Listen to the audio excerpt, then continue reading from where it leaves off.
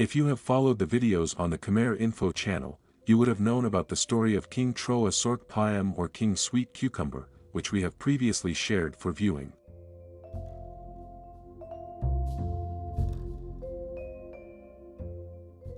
However, the story of King Troa Sok Pa'Em remains a mystery, and the general public still harbors doubts about whether this story is true or not. This is because, upon analysis, the story of King Troa Sok Pa'Em seems more like a legend than a historical account, based on the descriptions in the historical documents of the Mohor Borors Khmer. What does the historical document of the Mohor Borors Khmer say about this story? We will present the full story as recorded in the document for you to understand and consider as follows.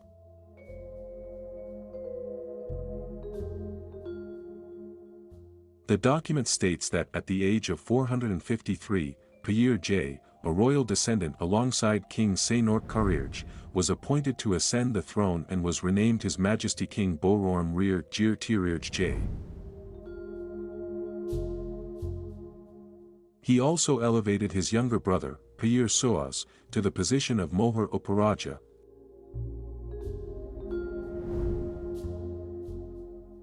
Pa'Em J and Pa'Em Soas were brothers.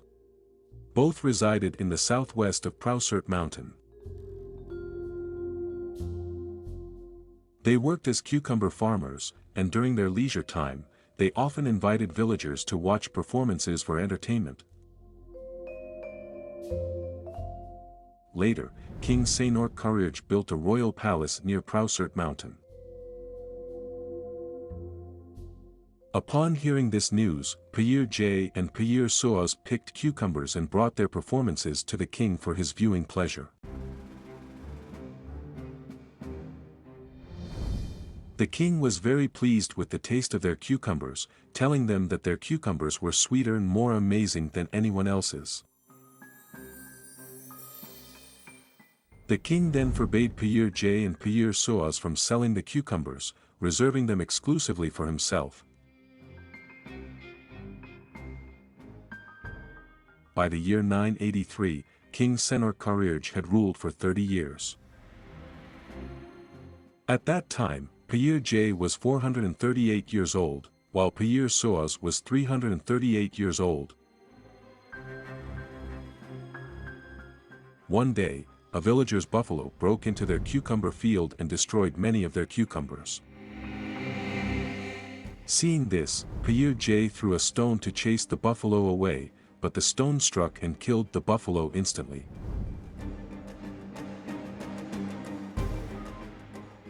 The buffalo's owner filed a complaint with the judge, accusing Pa'Em J of killing his buffalo.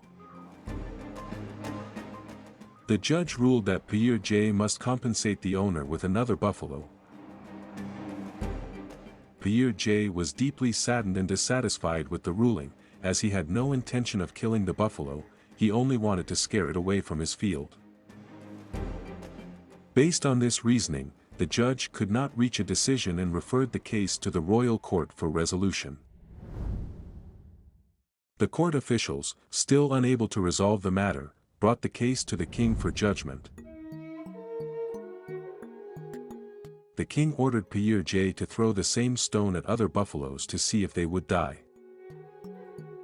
However, every buffalo struck by the stone died instantly. After this experiment, the king ruled that the buffaloes died not because Pa'Em J intended to kill them, but because he was unaware that the stone he threw was a magical stone. The king declared that the dead buffaloes were a result of their own karma and that Pa'Em J could not be held responsible. Later, the king ordered craftsmen to melt the stone and examine it, confirming that it was indeed a magical stone. The king then commanded the craftsmen to forge the stone into a spear, which was given to Pa'Em J to protect and maintain his cucumber field, now considered the king's property. The spear was named J Spear. By the year 995, King Sanork Karirj was 59 years old and had ruled for 42 years, while Pa'er J was over 450 years old, and Pa'er Soas was 350 years old. One day, the king began to suspect whether Pa'er J and Pa'er Soas were growing cucumbers exclusively for him or if they were also selling some to others. With this doubt in mind, the king ordered his soldiers to prepare a horse-drawn carriage for him to secretly visit Pa'er J's cucumber field at night. Upon arrival, the king disembarked and hid near a mound in the middle of the field to observe whether Pa'er J and Pa'er Soas were secretly picking cucumbers to sell to others. That night, Pa'er J was watching a performance as usual.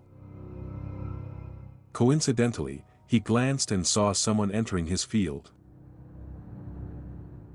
Without knowing it was the king, he threw the spear in that direction. The spear struck the king, killing him near the mound in the field. Since then, the mound has been known as Dombok Jark Starj, means the mound where the king was stabbed. After the king's death, the palace officials gathered and discussed that King Sehak Komar, the son of King Sainok Karirj, had already died in Laos, leaving no heir to the throne. After lengthy discussions, the palace officials concluded that Pa'er J and Pa'er Soas, who were of royal lineage and possessed a magical weapon, were respected and loved by the people. They decided to invite them to ascend the throne. Despite the officials' pleas, both Pa'er J and Pa'er Soas initially refused, as they were reluctant to leave their friends and the performances they enjoyed. The palace officials then promised to bring the performances into the palace for daily viewing if they agreed to rule. Eventually, Pa'er J and Pa'er Soas accepted the offer.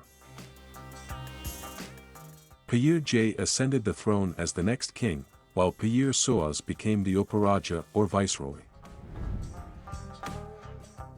Pa'er J was renamed His Majesty King Borom Rir Jir Tirirj Orang J and ordered the performance troops to rotate and entertain the villagers. He also commanded the construction of temples in every city gate for watching performances.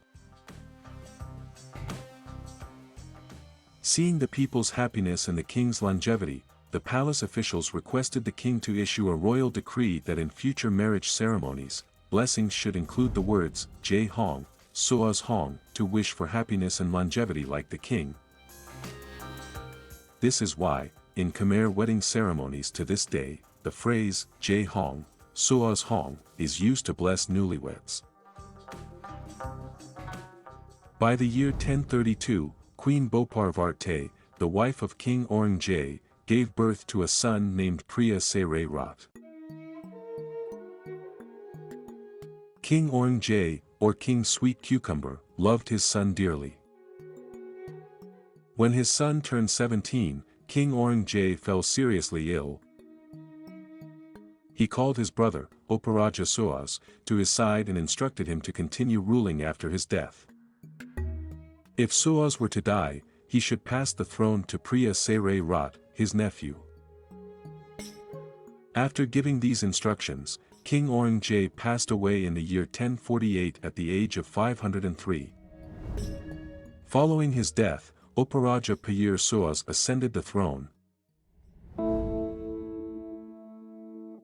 Another Khmer royal chronicle states that King Sweet Cucumber ascended the throne in 1290 at the age of 70. He ruled for 51 years, reaching the age of 120, and passed away in 1340. The same chronicle mentions that during the reign of King Sehar Rirj, there was a hermit named Priya Botam Tabors, the son of King Chakravarti Rirj. When the throne was usurped by Dormborn Kroyung, Priya Botam Tabors fled and became a hermit at Mount Kjol in Kampong Spew. One day, Priya Botam Tabors overheard animals talking, saying that he was unlucky because he had no wife or children, unlike even the Buddha, who had a family before renouncing the world. Realizing the truth in their words, Priya Botom Tabors decided to leave the hermitage and seek a wife. In 1221, Priya Botom Tabors had a son named Jov Tar. As Jov Tar grew up, he became a handsome, intelligent, and obedient young man. Seeing his son's virtues, Priya Botom Tabors decided to return to the hermitage, leaving his son to live with his mother. One day, missing his father, Jov Tar asked his mother to accompany him into the forest to find his father. After reuniting with his son, Priya Botom Tabors explained their royal lineage and prophesied that Jov Tar would one day ascend the throne. He gave his son a stone and 3 cucumber seeds, instructing him to use them to sustain himself. Jov Tar received the items and returned to his mother. Later, as his mother grew old and passed away, Jov Tar continued farming cucumbers on Mount Triarv alone. One day, a buffalo entered his field and ate his cucumbers. The same chronicle states that after King Sweet Cucumber had ruled for 4 years, he built a royal residence near Mount Triarv and named it Kok Priya Rirj Monty. He also constructed several Buddha statues and placed them in the mountain's caves, naming the site Panam Priya. After staying there for a long time, King Sweet Cucumber returned to his Priya Khmer capital in Barai province. He ordered the construction of a temple there and placed 4 sacred swords before returning to the capital Moher-Noko. The site where the temple was built is still known as Pom Prarsart today.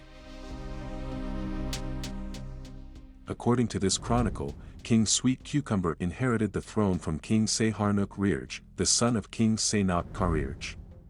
He was not a direct descendant of King Sihanouk Karirj.